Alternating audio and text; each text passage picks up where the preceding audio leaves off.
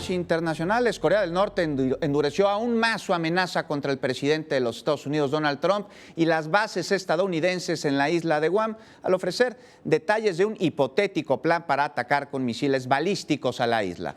Para analizar este conflicto recibimos el día de hoy a Rodrigo Farfán Alegría, él es especialista en relaciones internacionales. Rodrigo, muchas gracias por acompañarnos en esta mañana en una situación pues de tensión internacional que lleva ya varios días, varias semanas. Te preguntamos, ¿estamos cerca de que exista la posibilidad de que se complique el diálogo, las negociaciones?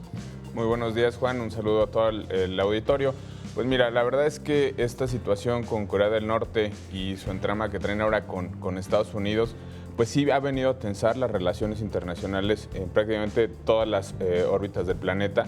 Es una situación inusual, una situación en la cual se contempla inclusive un conflicto nuclear, lo cual, si lo analizamos por sí solo, pues bueno, repercute completamente en la paz y la seguridad internacionales. Por supuesto que se han endurecido, ha entrado la cerrazón, yo creo que así se analiza en algunos, en varios analistas internacionales.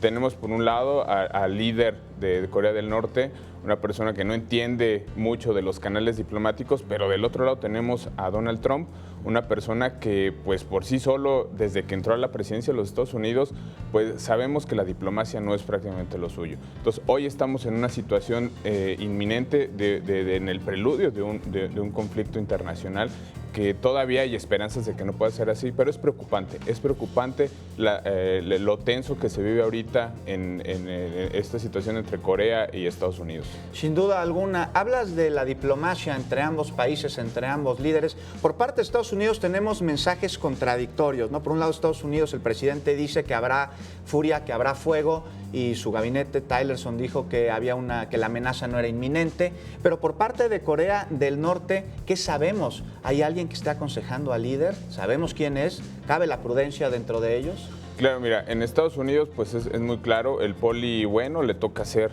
así lo analizan inclusive los mismos medios estadounidenses, le toca hacer a Rex Tillerson y en especial a su encargado de seguridad nacional, al general McMaster, y a Trump le toca hacer la parte mala. Del lado de Corea del Norte, pues sabemos que es un estado totalitario, un estado en el cual, aunque no es precisamente el presidente o el que ocupe la envergadura de un jefe de estado, el actual líder, pues bueno, es el jefe del ejército, y pues es la única voz que se ha escuchado, la única voz por medio de los medios, de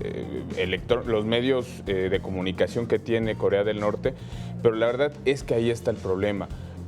Corea del Norte es un estado aislado, es un estado que además con las nuevas sanciones que acaba de aplicar el Consejo de Seguridad de las Naciones Unidas, todavía más aislado, con muy pocas contrapartes en temas diplomáticos. Se menciona que los únicos que tienen voz, que pueden ser escuchados en algún ámbito, pues son los que están, el embajador o quienes son los diplomáticos en las Naciones Unidas, que son verdaderamente con las únicas partes en las cuales las Naciones Unidas, Estados Unidos o más bien Corea del Sur ha podido tener algún tipo de diálogo.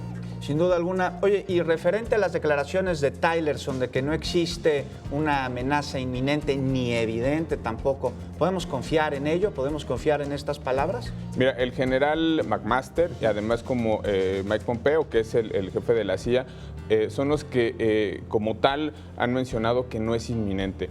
Hoy precisamente es un día crucial para este conflicto.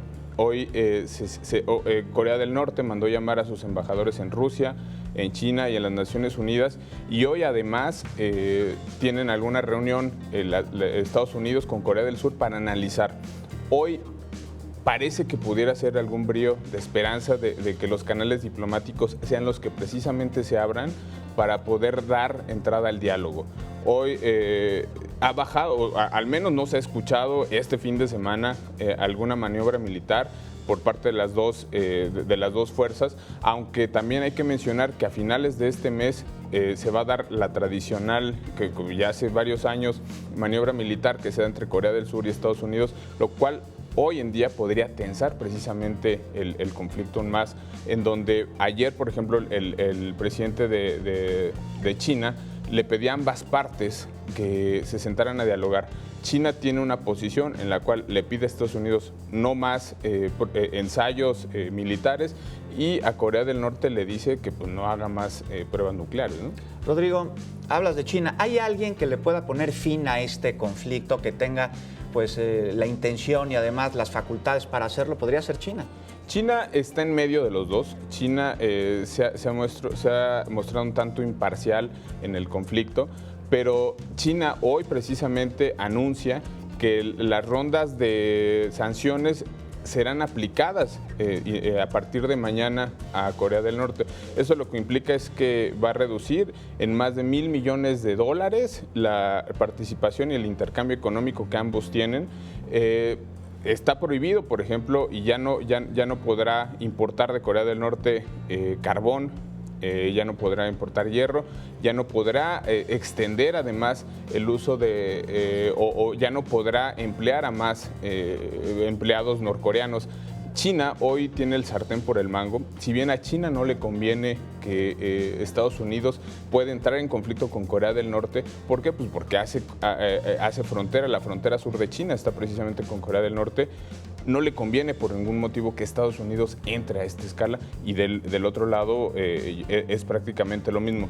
Creo que China tiene una posición estratégica en la cual debe imperar el diálogo, debe de imperar el conflicto, el equilibrio de poderes, y es lo que podría dar una solución. Trump fue muy duro con China, le pidió y le exigió que además pusiera un fin y un alto a... Hay que ver qué sucede, sobre todo el día de hoy. Rodrigo Farfán, Alegría Internacionalista, muchas gracias por acompañarnos en esta mañana, en este día en los que hay que estar atentos.